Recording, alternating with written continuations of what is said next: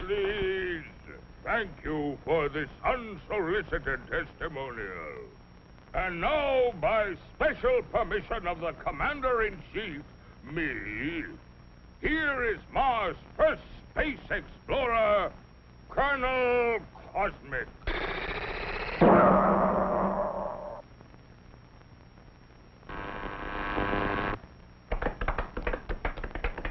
I can't tell you how happy I am to see your smiling faces once more.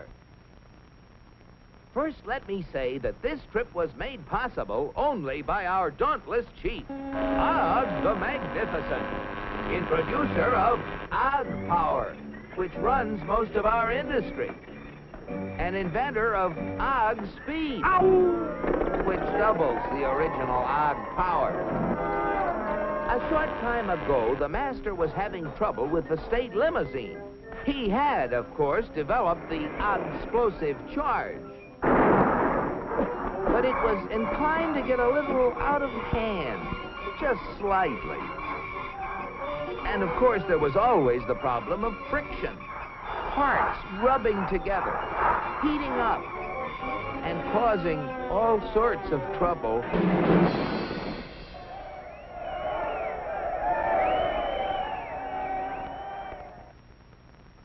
But our leader was undaunted.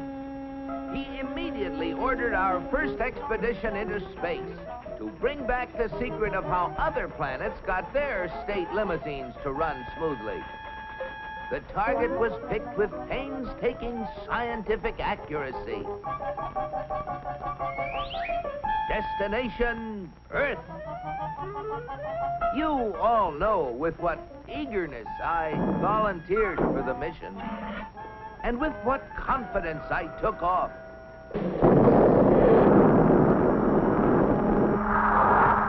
I took careful bearings and set out for my goal. It seemed no time till I was approaching a country of Earth called, the United States of America. I set her down like a feather.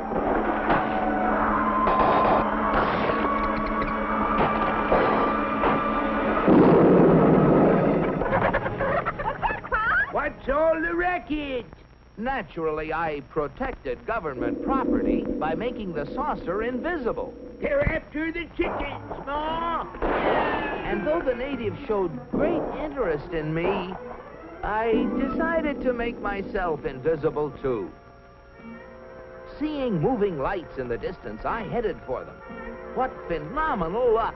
I had landed close to what seemed to be an endless procession of state limousines. They moved quickly, and yet with fantastic smoothness. I just had to get a closer look at one of those Earthmobiles.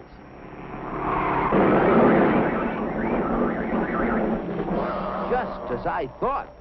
Not only smooth and efficient, but powerful as well. I watched them for hours. Great Ganymede, they were superb. I just couldn't help comparing them with ours, if you call that a comparison. Surely these vehicles must be the property of the highest officials. I was wrong. It seems that almost everybody in this country has one of those, they call them automobiles.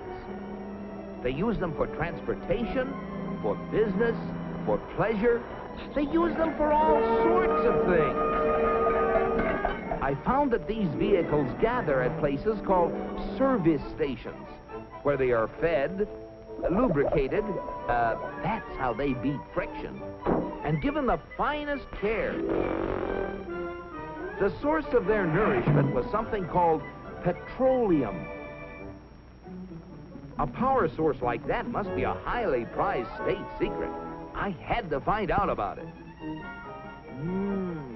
Perhaps the secret lay within this government archives building. It was heavily guarded, but casting discretion to the winds, I walked boldly inside. Their code was remarkably easy to break. They merely substituted the word oil for petroleum. And I soon got hold of a veritable mine of classified information. I began to assimilate the material. I soon found out that though petroleum products are easily found anywhere, petroleum itself is a very elusive substance. Experts have to search for it constantly in all the most likely and unlikely places with all kinds of scientific devices. When they figure they found a good spot, they drill a hole in the ground called an oil well, for almost all oil lies far beneath the surface of the earth. These wells go down thousands of feet and cost a lot of money to drill. But that's no guarantee that they're going to find oil. Matter of fact, in exploratory drilling, only 1 well in 9 finds any oil at all. Only 1 in 44 recovers enough oil to pay for itself. And only 1 in almost 1,000 makes a major discovery. Pretty big odds. Yet America's proved reserves, the oil supplies still underground, have kept increasing steadily. I couldn't imagine how this ever-increasing supply of oil was achieved until I found out that there's not just one, but thousands of oil companies, all competing with each other to discover and develop new sources of oil. For believe it or not, in the USA, anyone who is willing to risk it can drill for oil. But oil discovery is only part of the story. Once they get oil out of the ground, it has to be moved through pipelines, on ships, or in tank cars to fantastic processing plants called refineries. Crude oil goes in, and great Jupiter, the things that come out. Gasoline, for example, the most efficient mobile power source on Earth. That was the stuff that powered all those cars and trucks. And asphalt, which makes smooth, durable roads. It seems that oil not only runs cars, it even gives them something to run on. Another oil product is the diesel fuel, which runs giant trains across the nation. In winter, fuel oil made from petroleum brings warmth and comfort to millions of homes. And still other fuels help defend America's shores and skies. From refineries also come the lubricating oils and greases that keep the wheels turning in America. But that still isn't all. crude oil, like everything else, is made up of billions of tiny molecules. And using the magic of research, oil companies compete with each other in taking the petroleum molecule apart and rearranging it into, well, you name it, fabrics, toothbrushes, tires, insecticides, cosmetics, weed killers, a whole galaxy of things to make a better life on Earth. And you know, it isn't just oil companies that try to outdo each other, competing for the customer's dollar. The same story is true of almost every successful business enterprise in America. The result? A higher standard of living in the USA than in any other country on the whole planet. At last, the secret was mine. And now, to get proof of my discovery, smuggled past the border guards. In spite of my infinite precautions, one of them became suspicious and gave the alarm. Come back for the eggs, did you? Yeah, Pa! And so, with the fond farewells of the natives ringing in my ears, I took off once again for Mars. My landing was a little bumpy, but I saved my precious cargo. Yes, I brought the secrets back with me, and here they are. The big secret is, of course, oil, which has brought a better life to all the people in the USA.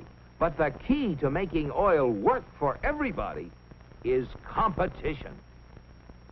Fellow Martians, I thank you. Very interesting, Colonel. Oil, huh? Sounds splendid. But that, what was it? Competition. Not our kind of thing at all. Why, competition is downright un-Martian. Oil? We'll have oil for everybody. That's what we need. Oh, boy, oil!